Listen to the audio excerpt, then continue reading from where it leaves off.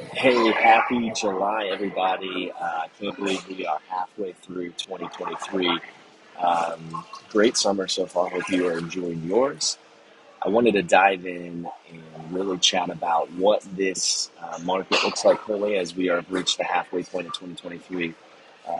It's been a crazy first half of the year. Been a very awesome year for me and my business. So thankful for all of you and your referrals and getting my name out there and leaving me great reviews. I'm just so appreciative of all of you all and the family bond that we've all created. Anyways, wanted to dive into these statistics for June.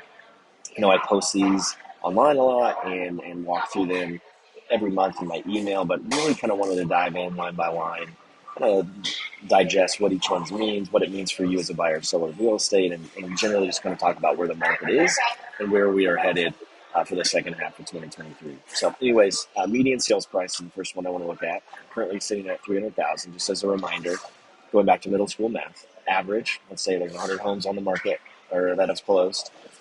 We take all of those 100, add them together, the sales price, and then we divide by 100, and that's our average sales price. For median, we rank those 0 to 100, lowest to highest price, and go smack dab in the middle at 50. That is our median sales price. So 300,000. We have not seen any growth from last month. And according to this graph, we've also not seen any growth since the same time last year. Now, some of you might say, oh my gosh, my house hasn't appreciated in over a year. Not necessarily correct. Again, we've seen over the past 2 years, previous in 2020 and 2021 and first half of 2022, unprecedented growth in the market.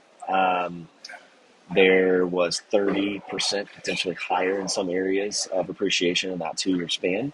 And so because of that, we saw a lot of just wonky numbers in the market. What is typical is like 3%. Yes, 3%.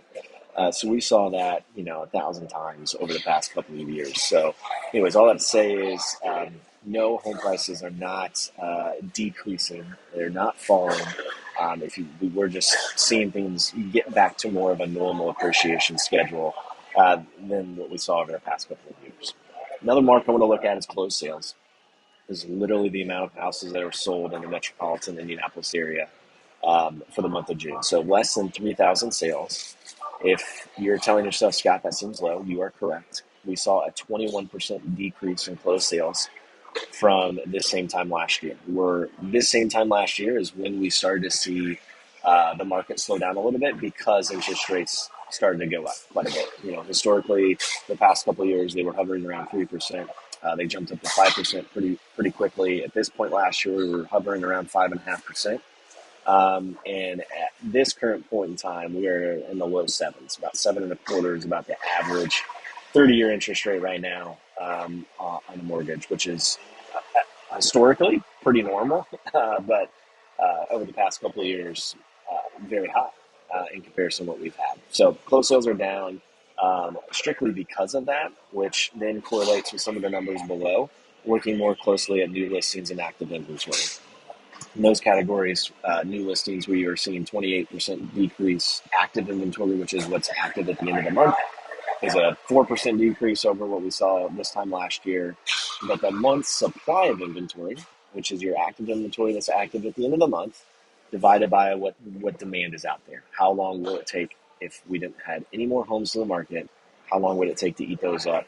And that would be 1.2 months. Again, as a reminder for those that know that I've done this in the past, a normal equilibrium market is 6 months worth of inventory. That means buyers and sellers have equal chance in the market. That's 6 months. We're at 1.2. Still historically low, still a great time for sellers. But I'm going to make the counter argument that it's still a great time for buyers as well. And here's why. We're seeing that number right there, month supply of inventory, go up 22% since this time last year. So what does that mean? That means active inventory has gone down. However, month supply of inventory has gone up. Why is that? Demand has decreased strictly because of the interest rate increases, right? So the inventory issue is, one, contributed to the lack of construction we saw 10 years ago, and two, the ability for people not to make a lateral move right now. I'll even give you myself as an example of that. I would love to be able to move to another home that has a basement and more storage space for my kids. Not necessary. It's not like a lifestyle change that we need to make. But for me, not a wise financial decision for me to make a lateral move going from a high 2% rate to a low 7% rate. And there's a lot of clients that I talk to on a regular basis that feel that same way. And I get it. I'm in the same boat. So all that to say is a lot of people are not making that lateral move. It's more of the lifestyle move where, hey, we're adding a kid to the family. We're making a job transfer, a job switch. We need to work from home more, need office space, or just our lifestyle looks differently. We need to make a switch. If you are that person, it is still a great time to purchase a home. You have more negotiating power than you did over the past couple of years. Um, we are seeing less inventory on the market.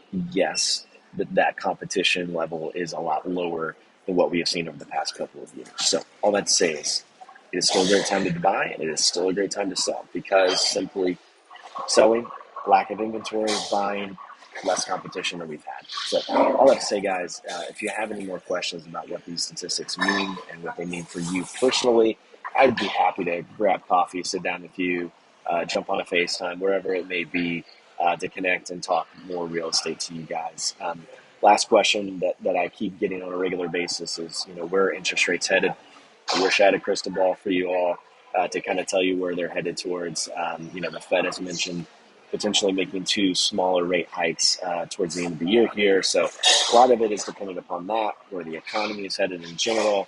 My long-term prediction is in about a year that rates are going to fall and be more in the mid to upper 5%. So that's probably where they're going to stay for a while.